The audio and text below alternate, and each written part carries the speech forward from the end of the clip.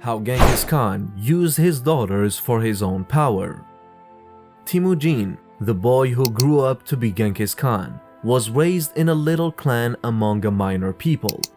On the steppes north of China in the 12th century, other pastoral nations thrived. They engaged in raiding, commerce, and conflict to seize control of the Silk Road. In contrast, the Mongols had a minimal role.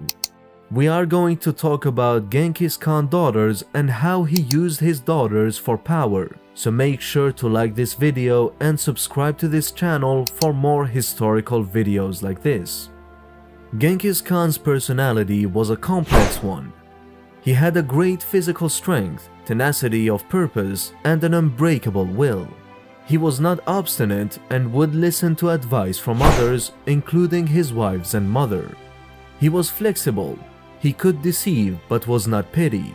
He had a sense of the value of loyalty, unlike Toghril and Jamuka. Enemies guilty of treachery toward their lords could expect short shrift from him, but he would exploit their treachery at the same time. He was religiously minded, carried along by his sense of a divine mission, and in moments of crisis, he would reverently worship the eternal blue heaven, the supreme deity of the Mongols. So much is true of his early life. The picture becomes less harmonious as he moves out of his familiar sphere and comes into contact with the strange, settled world beyond the steppe.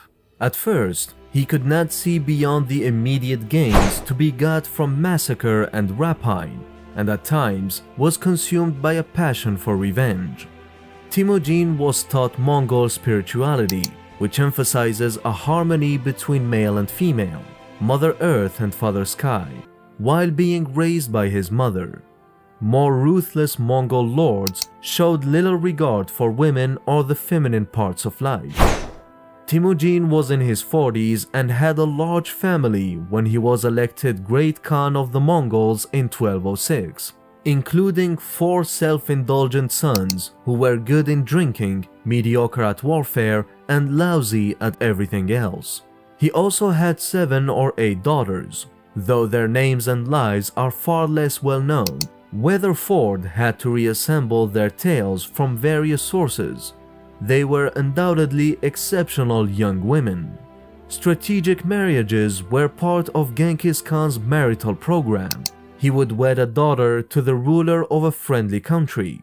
The other wives of the monarch were expelled. Then, while the daughter assumed roles of the kingdom, he would deploy his new son-in-law to military service in the Mongol wars. Most daughters' sons perished in battle. In this manner, Genghis Khan expanded past the Mongol homelands while erecting a wall around them. He made it clear in his marriage advice to his daughter Alakai that this was a significant military duty. She was in charge instead of just administering, which kicked off the Mongols' transformation from a nomadic people into a vast empire. Genghis Khan's daughters had governed from the Yellow Sea to the Caspian at the time of his passing.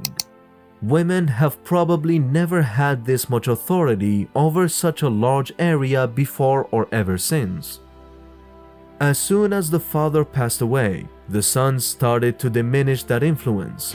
Each had inherited a certain amount of land, and stealing it from his sisters was the quickest way to increase it. The sons and grandkids took the daughters' kingdoms as they grew old and died. The daughters-in-law of Genghis Khan, who assumed control while their husbands drank themselves to death, represented a new generation of powerful women. The Mongol Empire started to break up into warring regions, but Genghis Khan's Borigine family was always required to hold power. They were frequently just young children who were planted by a warlord who was powerful in the area, and then executed when they became troublesome. The great Khan Mandul married Manduhai, a young woman, in 1464. Despite his title, he was actually a prisoner of the neighborhood warlords, and Manduhai was a minor character. But by the time Manduhai was 23 years old, The great Khan had passed away, along with his apparent heir, and the last Borigin was a young kid of 5 who was ill. The straight route to the throne was by marriage to the great Khan's widow, for what it was worth. However, Manduhai rejected the most likely suitor. Then she made Dayan Khan, a 5-year-old Batu Monki, her husband. They were both completely alone in the world, in a society where family relationships were valued above anything else, according to Weatherford. They lacked any relatives, including cousins, parents, siblings, aunts, uncles, nieces, or nephews. Although it was unlikely that the widow and orphan would be able to subsist on their own, they were not. They shared one another. Manduhai also served in the military while caring for her spouse. To keep the Ming dynasty at bay, she had to maintain the unity of her people, hold on to grasslands, subdue the local warlords, and manage all of these areas. She fought with her warriors and gradually prevailed. She was also educating her boy husband on how to govern well in the meantime. According to Weatherford, Genghis Khan's failures as a father ultimately contributed to the fall of his kingdom and undone his lifetime's labor. She only had one kid, and she set out to raise him to be a leader in both war and peace. She was incredibly successful. Without engaging China, Manduhai unified Mongolia under 30 years of war and diplomacy. The Ming chose to construct the Great Wall in its place. In addition, she gave birth to 8 children with Dayan Khan, including 3 pairs of twins, ensuring the succession. Until the Soviets arrived in the 1920s, his family would dominate Mongolia. Anthropologist Weatherford lucidly describes the complexity of Mongol politics and culture, demonstrating how they impacted everything from family life to fighting wars. Because women were valued in that society, Genghis Khan was able to do far more than he would have been able to with just males. Few documents regarding Manduhai the Wise have survived. Despite the fact that she has long been a folk hero among the Mongols, Weatherford had to assemble her tale from a variety of sources. It's a wonderful tale of an empire founded by a harsh genius who valued his daughters and wives, lost by his scoundrel sons, and won back 2 centuries later by a brave young woman and the last descendant of the old Khan. The conquests and leadership of Genghis Khan included widespread devastation and mass murder. The targets of campaigns that refused to surrender would often be subject to reprisal in the form of enslavement and wholesale slaughter. The second campaign against Western Xia, the final military action led by Genghis Khan, and during which he died, involved an intentional and systematic destruction of Western Xia cities and culture.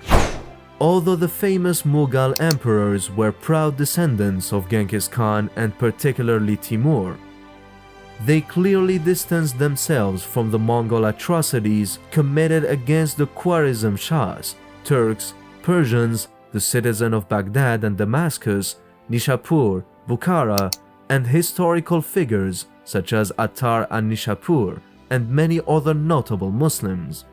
However, Mughal emperors directly patronized the legacies of Genghis Khan and Timur.